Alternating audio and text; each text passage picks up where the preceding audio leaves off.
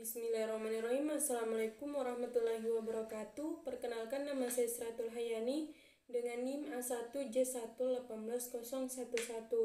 Video ini merupakan tugas dari laporan praktikum mata kuliah anatomi dan fisiologi manusia yang diampu oleh Bapak Mustamin Balumbi SPD MSI dengan judul praktikum yaitu Sistem Saraf Involuenter. Berikut videonya. Sistem saraf involuenter atau sistem saraf otonom ini memegang peranan yang sangat penting dalam meregulasi organ tubuh bagian dalam. Sistem ini bekerja secara otomatis dan di luar kesadaran.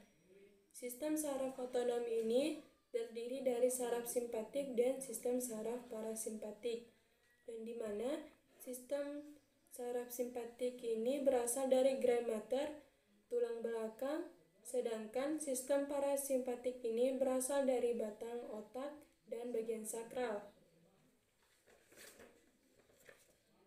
Berikut gambar yang merupakan diagram dari sistem saraf otonom. Yang pertama yaitu mata. Pada saraf simpatik, letak ganglionnya berada di paravertebral dan bekerja dalam dilatasi pupil mata dan relaksasi otot siliaris untuk pandangan jauh. Sedangkan pada saraf simpatik berada di atas kranial yang ketiga, yang ini, dan bekerja dalam kontraksi pupil mata dan otot siliaris untuk pandangan yang dekat. Selanjutnya kelenjar submandibular dan sublingual, yang ini, yang dimana pada saraf parasimpatik berada saraf kranial yang ke-7 dan yang ke-9 dan bekerja dalam menstimulasi cairan ludah. Sedangkan pada saraf parasimpatik bekerja dalam pencegahan pengeluaran cairan ludah. Selanjutnya paru-paru. Pada saraf parasimpatik berada pada saraf kranial yang ke-10 dan bekerja pada konstruksi bronki dan merangsang sekresi.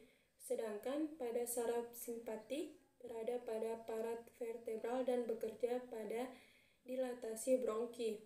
Selanjutnya kelenjar keringat kulit, yang ini, yang dimana pada saraf simpatik berada pada paravertebral bekerja untuk memproduksi keringat, sedangkan pada saraf simpatik bekerja dalam menurunkan ekskresi keringat. Selanjutnya jantung, yang dimana berada di saraf kranial yang ke-10. Cara kerjanya yaitu dengan mengurangi denyut jantung dan kontraksi, sedangkan pada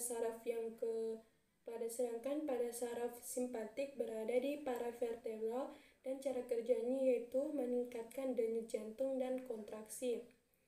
Selanjutnya hati, yang dimana pada saraf simpatik berada di paravertebral dan cara kerjanya yaitu degradasi glikogen ke glukosa ke asam lemak. Sedangkan pada saraf parasimpatik cara kerjanya itu dengan menstimulasi pengeluaran empedu. Selanjutnya lambung, yang dimana pada saraf simpatik ini berada di paravertebral dengan cara kerjanya itu menghambat kerja jantung dan pankreas serta menghambat aktivitas mencerna. Sedangkan pada parasimpatik berada di saraf kranial yang ke-10, yang ini,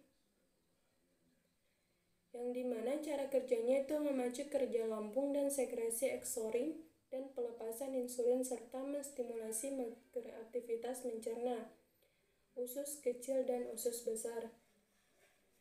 Pada saraf simpatik berada di paravertebral dengan cara kerjanya yaitu perlambatan pencernaan dan menghentikan sekresi kontraksi. Sedangkan pada saraf parasimpatik berada di saraf kranial yang ke-10 dan saraf sakral. Cara kerjanya itu meningkatkan motilasi dan sekresi dan relaksasi sphincter untuk meningkatkan defekasi. Selanjutnya ginjal. yang dimana pada saraf simpatik berada di paravertebral dan bekerja dalam sekresi norepinefrin. Selanjutnya, kandung kemih. Pada saraf simpatik berada di paravertebral bekerja dalam relaksasi kandung kemih, sedangkan pada saraf parasimpatik berada di saraf sakral yang bekerja dalam kontraksi kandung kemih. Yang terakhir yaitu genital. Pada saraf simpatik bekerja dalam menghambat aktivitas genital, sedangkan pada saraf parasimpatik berada di saraf sakral yang bekerja dalam ekskresi dan stimulus alat kelamin. Itulah materi dari laporan praktikum yang saya sempat sampaikan. Lebih dan kurangnya mohon dimaafkan. Wassalamualaikum warahmatullahi wabarakatuh.